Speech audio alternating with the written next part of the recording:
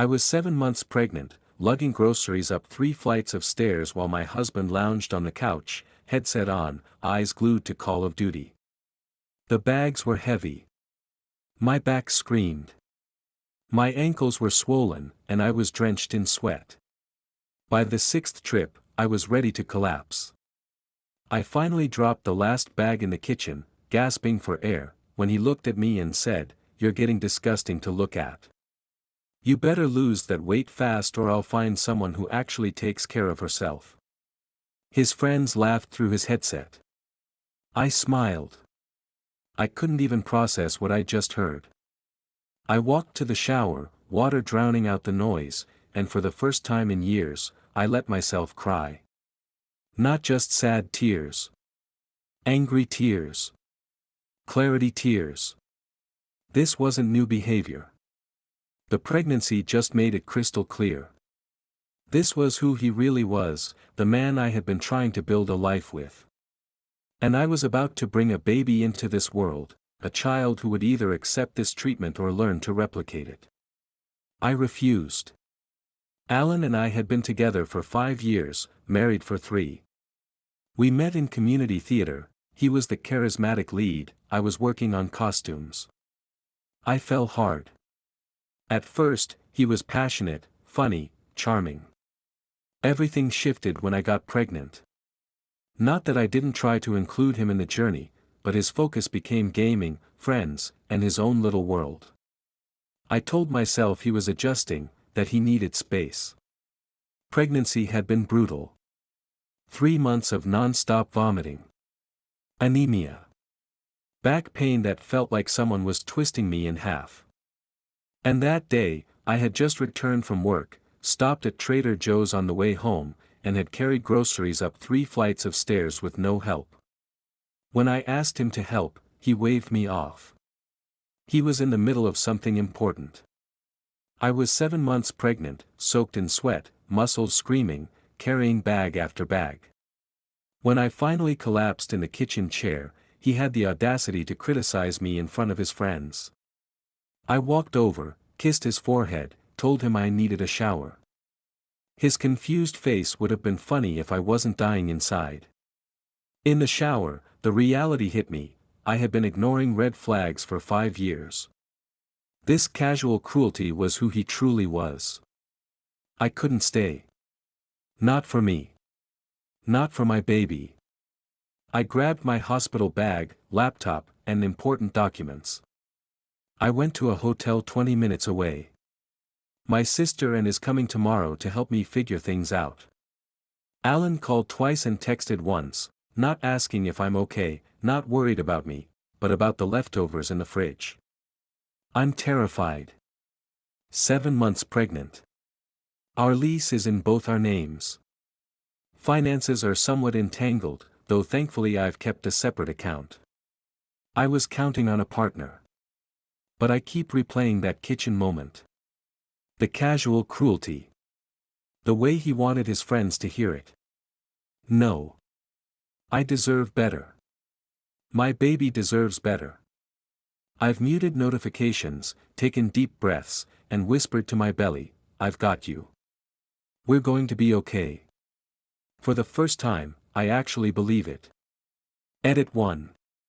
A lot of people are asking if this was the first time he said things like this. No. There were comments, jokes, about my changing body throughout pregnancy. Questions about my plan to get back in shape.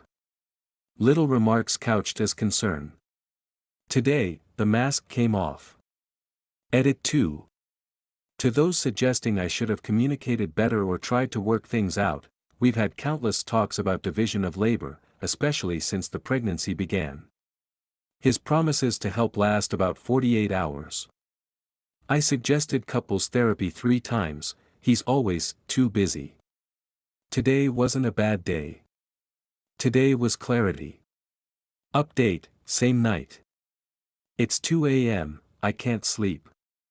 Alan realized I wasn't coming home and is blowing up my phone, confusion, irritation, guilt-tripping. "You're being dramatic." I was just joking. Don't spend our money on a hotel. Our money. While he invests in gaming setups and music. I've decided to meet with a lawyer before returning to the apartment. I need to protect myself and my baby. I've muted his notifications and am trying to rest. The baby is kicking like crazy, and I put my hand on my belly and whispered, "I've got you. We're going to be okay." And for the first time today, I believe it. Update, 4 weeks later. And came to help, we discussed my options, and I returned to the apartment temporarily to sort things out. Alan acted like nothing happened. Rolled his eyes. Called me sensitive. Tried to turn it around on me. Do you know how hard this pregnancy has been for me? I stayed calm. Apologized for being tired and hormonal. Inside, I was planning my next move. The relief on Alan's face was immediate. He thought he had won, that I was back in line, and that everything could go back to normal. Little did he know, I was already consulting with a divorce attorney. The past month has been one of the hardest of my life. I've been living a double life, outwardly playing the apologetic, pregnant wife, while systematically preparing my exit. Here's what I've been doing. I've kept a detailed journal of Alan's behavior, dates, times, exactly what he says. I've also quietly recorded conversations when he's particularly nasty. My lawyer says this could be crucial evidence in the divorce. Thankfully, I've always kept my paycheck separate. Now, my direct deposit goes entirely into a new account at a different bank. I've been moving money from our joint account into my private account slowly, small amounts that won't raise suspicion. I'm reclaiming what I've contributed over the years.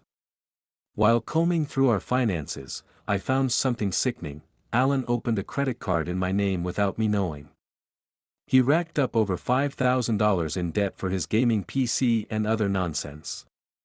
I reported the fraud and provided evidence that it wasn't me. All my important documents, birth certificate, marriage license, bank statements, tax returns, are now in a secure location outside our apartment. My sister helped me find a small 2-bedroom apartment, ground floor, laundry in unit, secure building. I signed the lease last week. It's not fancy, but it's safe. It's mine. I've been quietly packing essentials and slowly moving my truly important possessions to my sister's place when Alan is out. Nothing obvious enough for him to notice, but everything that matters to me. I even have a burner phone he doesn't know about. My regular phone stays with me and looks normal, but the backup keeps me untouchable. Living this double life is exhausting, especially at 8 months pregnant. My ankles are constantly swollen. My back aches. My baby feels like she's doing parkour inside me. But each step toward freedom gives me strength. The hardest part? Pretending everything is normal. Cooking his meals. Laughing at his jokes. Listening to him complain about his bandmates. Watching him play video games for hours while I carry the weight of the house and the pregnancy.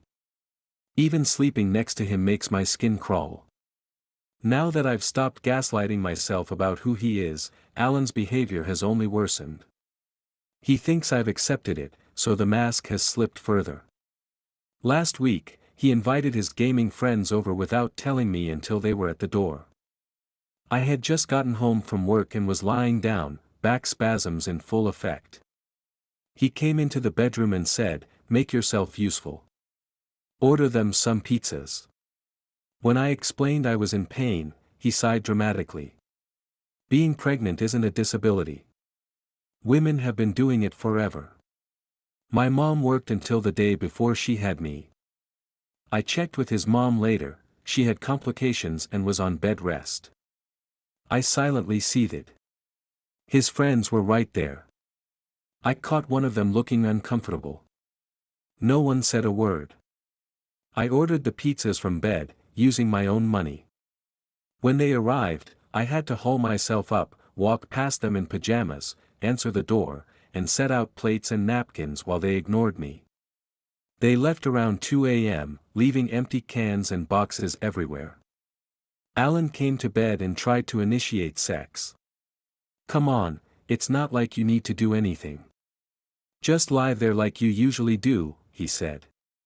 I quietly excused myself to the bathroom and cried. Only a few more days of enduring this. Only a few more days until freedom. My plan is to move out next weekend, when Alan goes to his parents for his dad's birthday. He'll be gone overnight, perfect timing. With help from my sister, 2 close friends, and surprisingly Alan's younger brother Rory, who secretly offered help after witnessing one of Alan's outbursts, I'll execute the plan. The divorce papers are ready. I'll freeze our joint account, take what's mine, leave a note explaining why I'm leaving, and vanish before he returns. I'm terrified. My heart races in the middle of the night. But then I feel my daughter kick, and I know I have to do this. I refuse to raise her in a home where her mother is disrespected daily. I refuse to let her think this is what love looks like. In a strange way, I'm grateful for that kitchen moment with the groceries. Without that mask-dropping moment, I might have made excuses for him for years. The red flags were always there, I just didn't want to see them because I was too busy being in love. My doctor says my blood pressure is high from stress. Ironically, planning to leave Alan is stressful, but necessary for my long-term health and sanity. I've started therapy virtually with a specialist in relationship trauma during pregnancy. Validation feels incredible, this is emotional abuse. I deserve better. Update: Alan texted me asking what's for dinner while I'm at the doctor's appointment. He chose not to attend because he had important band practice, drinking beer and jamming in his friend's garage for hours. Yet somehow, I'm still expected to provide dinner. I'm picking battles to avoid suspicion, so I'll probably grab takeout. For more days until he leaves. For more days of pretending. The baby girl is measuring perfectly, with a strong heartbeat. She's already doing gymnastics in there, I think she knows we're about to start a better life. Yesterday, while Alan gamed, I secretly ordered the cutest crib for our new place. It will be delivered to my sister's next week. I've never felt so alive making a decision entirely for me and my daughter. This morning, I caught myself smiling in the mirror. Not because I look good, let's be real, I'm 8 months pregnant and exhausted, but because I recognized myself again. That spark in my eyes is starting to come back. Last night, I rehearsed what I'm going to write in my note to Alan. And it felt so liberating. It felt so validating to put all of his behavior into words. No more excuses. No more minimizing. Just the plain truth, this is who he is, and this is why I'm leaving. I'm still scared about doing this alone. Single motherhood wasn't in my plan. But staying with Alan would have cost me my self-respect, and eventually my sanity. And what kind of mother would I have been then? 4 more days. Just 4 more days of this double life, then freedom. Second update. It's done. I'm out. Sitting in my new apartment as I type this, surrounded by boxes and a partially assembled crib. Chaos everywhere, yet I've never felt more at peace. Here's how it went down. Alan left yesterday morning for his dad's birthday weekend, about 3 hours away. He was in a surprisingly good mood, probably excited to escape pregnant wife duty for the weekend. He kissed me goodbye, told me not to do anything crazy while he was gone, and drove off. The moment his car pulled away, Operation Exodus began. My sister arrived with her SUV 10 minutes later, followed by my friend Mia with a small moving truck borrowed from her workplace. Alan's younger brother Rory showed up shortly after, nervous but determined. We had exactly 32 hours to move me out completely. Standing in the apartment that morning was surreal. For 5 years I had slowly lost pieces of myself here while pretending everything was fine. Now, it was time to reclaim them. We worked through the apartment methodically, following the inventory list I'd created over the past few weeks. First, My personal items and clothes Alan wouldn't immediately notice. Then, the baby items I'd purchased myself. Finally, furniture that was clearly mine from before our relationship. Rory was incredible, handling all the heavy lifting despite my protests. At one point, while carrying out my dresser, he paused and said, "Alan's my brother, but what he's doing to you is wrong. Mom raised us better than this." I nearly cried right there in the hallway. The most satisfying moment. Disconnecting Alan's precious gaming PC, the one he fraudulently bought using a credit card in my name. I carefully packed it in its original box while Rory watched awkwardly. He was torn between family loyalty and doing what's right.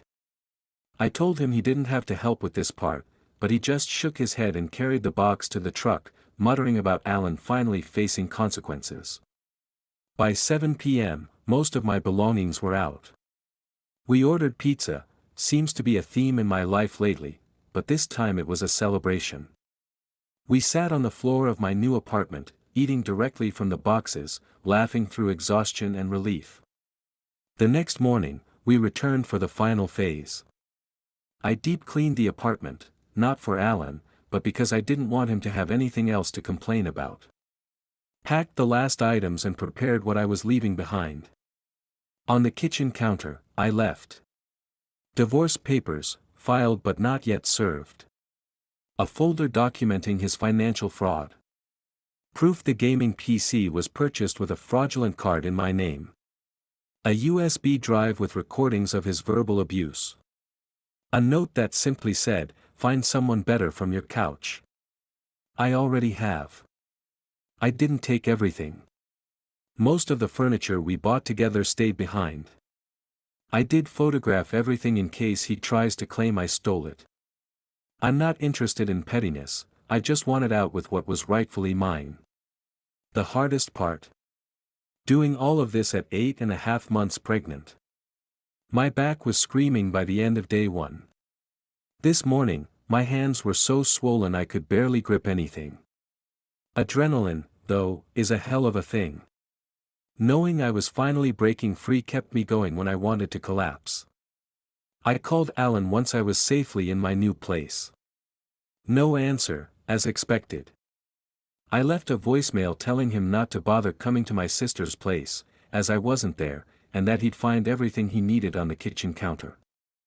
Then I sent a text with the same information, blocked his number, and emailed his parents to inform them about our separation and why. No spinning me as the villain. Within an hour, my phone blew up with calls from numbers I didn't recognize, Alan using his friends' phones, no doubt. I didn't answer. Eventually, his mother called my sister. She was heartbroken but supportive, apologizing for her son's behavior throughout the pregnancy. I didn't expect that, but it was oddly healing. According to Rory, Alan came home early after my message. He went ballistic when he found the empty apartment and the divorce papers. He called everyone we know, alternating between rage, confusion, and claiming he wanted to fix things. Even some of Alan's friends reached out to support me. Turns out, not all of them laughed along with his cruelty. Some were uncomfortable for months but stayed silent. One admitted he tried a guy talk about Alan's behavior, but Alan dismissed him, claiming he was whipped by his wife. Another said he stopped inviting us to couple events because he couldn't stand watching Alan treat me. I wish they'd spoken up sooner, but it was comforting to know not everyone thought his behavior was acceptable. As for me, I'm exhausted but relieved. My new apartment is small but bright, with a park nearby and a balcony I've already set up for morning coffee. My hospital is a 10-minute drive away. I've changed email addresses, created new social media accounts, and set up mail forwarding.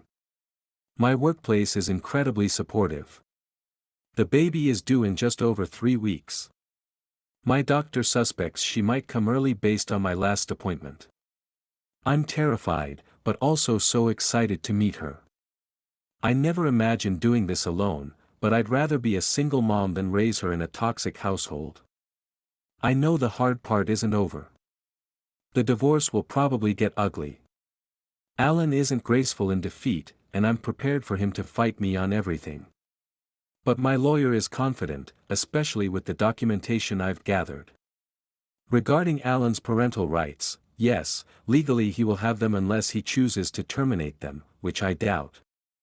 My lawyer is helping me prepare for co-parenting with appropriate boundaries. I'm realistic, he'll likely be an inconsistent father, but I'm prepared to provide stability for our daughter. Therapy continues. I refuse to carry this trauma into her life or any future relationships. To everyone who supported me in my previous posts, thank you. Your encouragement helped me find the courage to leave when I was wavering. I'm still scared of the future, but for the first time in years, I'm hopeful. Edit, same day.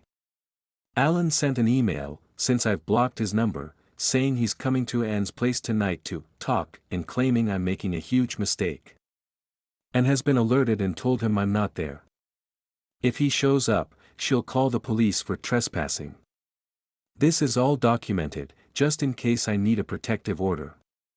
Update, the next morning, Alan showed up at Anne's place at 11 p.m. despite being told I wasn't there. Anne didn't answer, but a neighbor recorded him. Alan's meltdown continued even after he left Anne's apartment. He spent nearly 10 minutes yelling and pounding on her door before finally storming off. As if that wasn't enough, he left all of our wedding photos on her front porch with a note that read, "I threw away everything we built." The irony isn't lost on me, suddenly he cared about the marriage he verbally abused for months. This morning, he emailed again, a complete 180 in tone, apologizing, claiming he didn't realize how his behavior affected me, promising to change, go to therapy, be a better father, etc. The old me might have wavered. The new me? I see it for what it is, manipulation because he's lost control. His apology was all about him, how he feels, what he wants, how hard this is for him. Not once did he acknowledge how he hurt me, or the potential impact on our child. I didn't respond.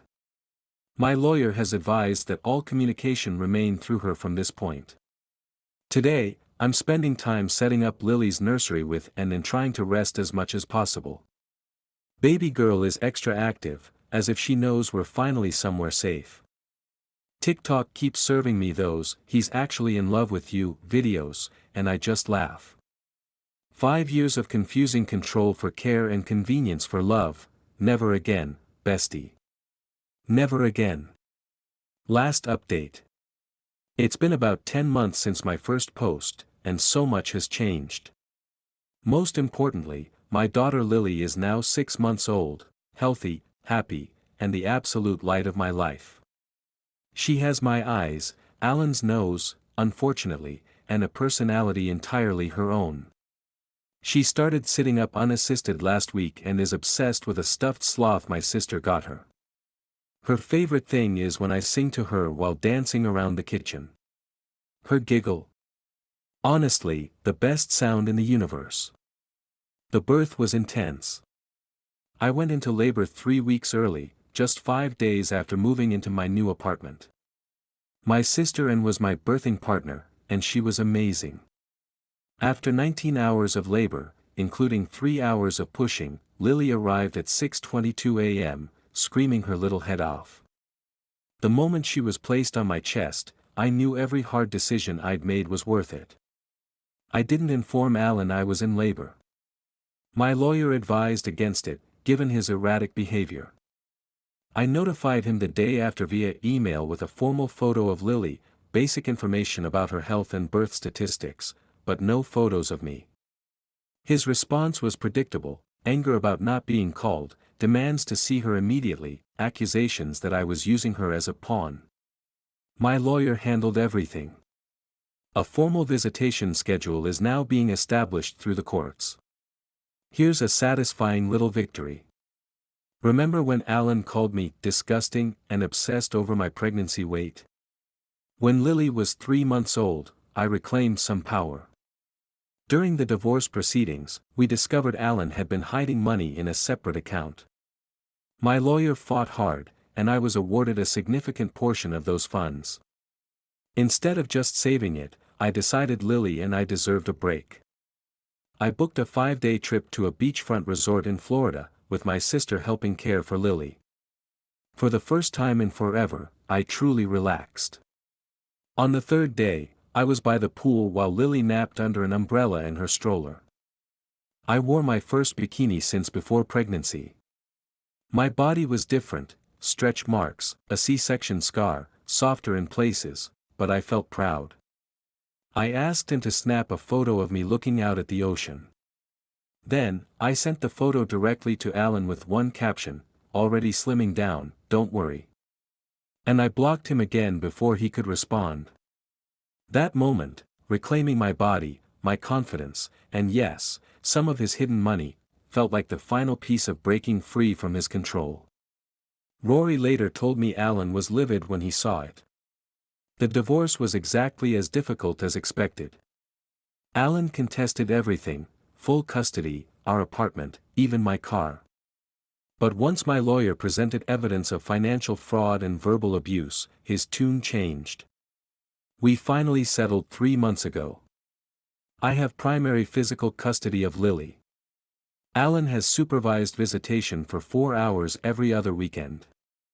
Child support was set based on his actual income, which turned out higher than he claimed. We divided belongings and minimal joint assets.